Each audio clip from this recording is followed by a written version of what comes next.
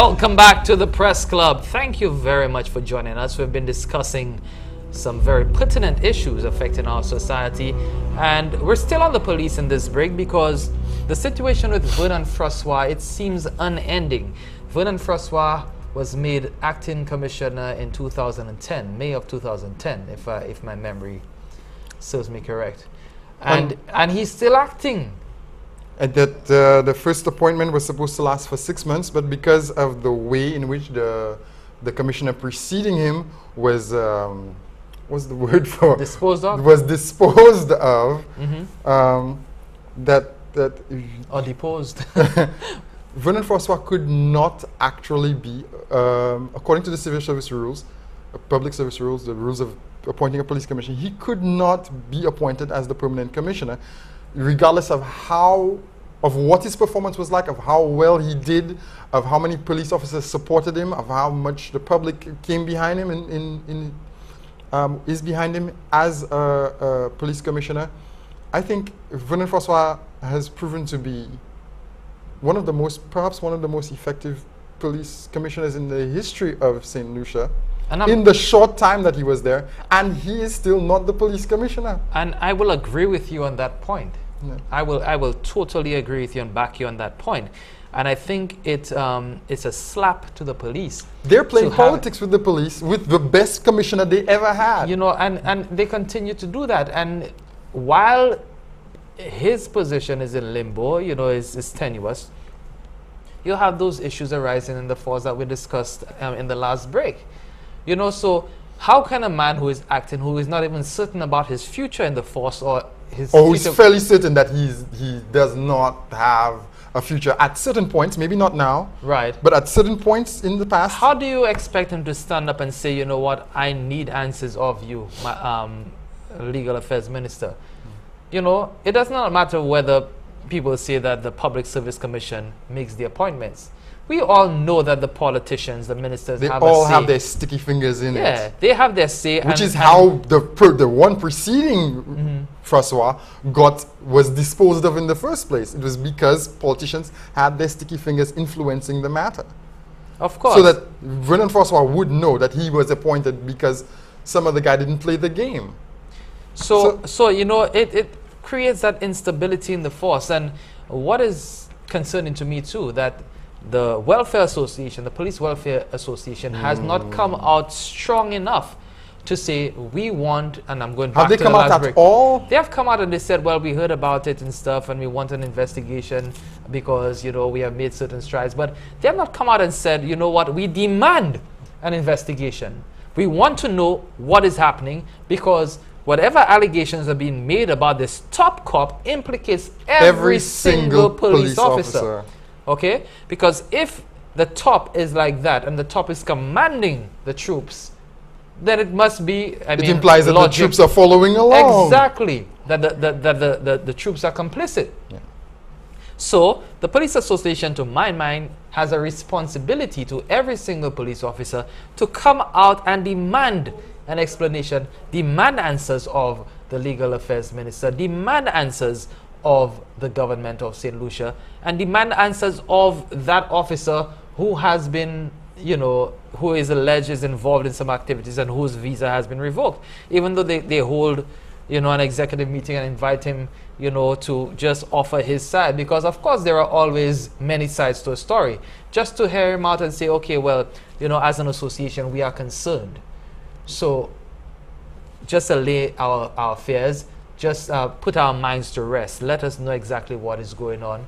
And probably we can stand behind you if we realize this is just a ploy to discredit you.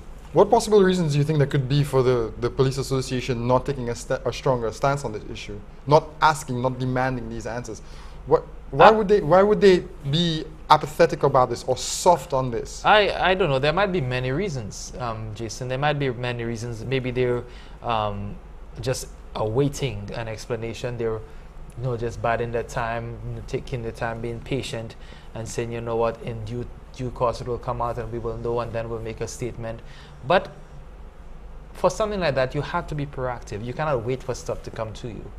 You have Maybe to they're so accustomed of the the blanket of corruption and the blanket of implications being spread so wide on the force anyway that's nothing new. It's just nothing another new one to of them. Yes, it's another. Also, we know that sections of the force, and we say sections, I have no pun intended, it's so divided. That the force itself is so fragmented, so fragmented, so factious, so segmented that it might be that some of them might be supporting the supportive of that that officer. And you see what's happening here. We who were saying that the answer should come out in order to protect the force are now in the same discussion. We're implicating other police officers. That's terrible. Just through the discussion, we're implicating other police officers because the Legal Affairs Minister has not come out strong enough, because the Police Welfare Association has not come out strong enough, because the Police Commissioner is not in a position and to civil society has said nothing about it. That is an issue that affects the entire society. Civil society groups have not said anything, as far as I've heard, and I've been listening to the news about this situation. And this is not a police issue. It is a national issue. It is a national issue. It is a regional issue in a way. Well, it is too, because this thing is big and it needs to be taken care of, and we need to stop pretending that, like, if we just wait, it will go away, or we need to wait for some things to happen. Some answers need to be given now in order to do damage control for the integrity of the police force, for the integrity of the government, for the national security of St. Lucia. And I think to begin, the Legal Affairs Minister or the government of St. Lucia should come out and make a definitive statement to say, Vernon Francois is our guy. Whatever. The last information I heard is that Oswald Regis is going to take up another position. He'll be in grade 21 as in the same position, but at grade 21. In what same position? Director of Special Initiatives? Special Initiatives, working in the office of the Prime Minister. Yeah, but his grade would have been elevated. He would have been in the Super PS category, so he would be retiring in that position, and therefore whoever else, because from my understanding, my sources are telling me that to settle him, to give him what he has been asking for, and he won the case, so he's entitled. Yes. The millions he had been asking for, the amount he had been asking for, the government was not willing to pay, or was not in a position to pay that amount. So it would be more beneficial to the government, and by extension to the people of St. Lucia, to promote him, to use his expertise, right, to continue to exploit him, and if not even to use his expertise, but to put him in a position where they would not have to pay that lump sum, and that he could retire more sweetly. Yeah, feel the economic backlash from that. So that is the latest that I've heard. I think that move should have been announced in the late last week, or it might be announced this week. So let's just wait and see what will happen. But these are the discussions that are around the table. This is what has been bandied around or broached, and I'm sure that something will happen. And I can tell you that something is in the works, because I spoke with Mr. Regis some time ago, and he didn't give me any information. I actually called him by mistake. I was trying to get somebody else, but we have a pretty good relationship. He's pretty good with all of the press. One thing you say about Regis was the police commissioner who understood the media the best. Well, he knows how to use us. But so I had a conversation with him. So I am not doubting that the sources of my information, or the information that I've got, is incorrect. I suspect that something will happen, and very soon too. So it would open the way for Francois to be... For a permanent appointment for Francois. To be appointed in his position. That's very lucky, because the information that I was getting last year pointed to Vernon Francois being shipped out to go to study, and the acting appointment for police commissioner being given to the very same senior police officer who had his visa revoked. Interesting.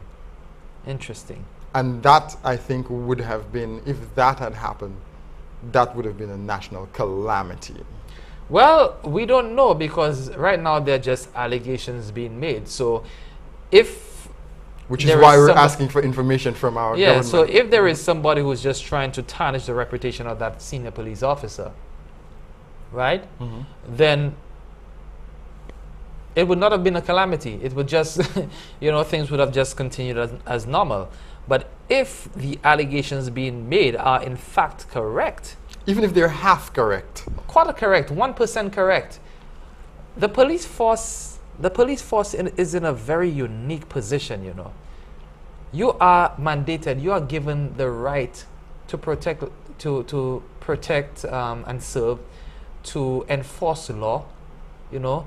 You are the standard bearer of law and order on the island, and police officers, some of them don't take that responsibility. they don't fully understand it, I don't think. You know, because the example that they set and the things that they do, and you like, but you're a police officer. In the past, you looked up to police officers, but you see police officers. I see some of them around the place, you know, cussing at civilians and that kind of thing.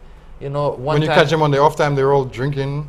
Well, not well, let's say not all. Yeah, but you know, I saw one reputation. at one point where, you know, some lady with a child was trying to cross in the rain, but she was crossing the wrong place, and this officer in a vehicle was driving, and you know, and he sped up so that she wouldn't cross, and he was like, "You, this and that," you know, using just foul rather language. than having compassion on a woman. Well, with I mean, a child. she should not have crossed there. Yes. However, but his approach to it was very, very unpolicemanlike. Unpolicemanlike, I like that. Yeah, it's a new word. It's a new word we're calling it. But I mean, you're a standard bearer.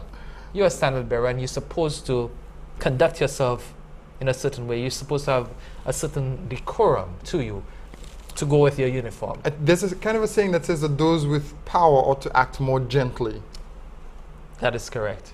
And they have big guns too. So you're watching the Press Club. We'll take a break right now. When we come back, we'll discuss the other happenings for the past week. Please stay with us. I'm here with Jason Sifley of Jean Moon Magazine. He's the editor. Of course, I'm Clinton Reynolds. So we'll be right back.